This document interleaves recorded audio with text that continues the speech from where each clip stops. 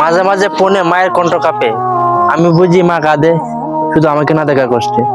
আমি কিছু বলি না, কারণ আমি দুর্বল হয়ে গেলে মা অনেক কষ্ট পাবে। মাঝে মাঝে মনে হয় দেশে চলে যাই, আমার মা বাবা আপন মানুষের মাঝে। কিন্তু পরক্ষণে মনে পড়ে আমার কষ্টের টাকাই তো আপন জনদের ভালোবাসা কিনে দেয়। টাকা ছাড়া পুরুষ মানুষ কখনো পুরুষ হয় না।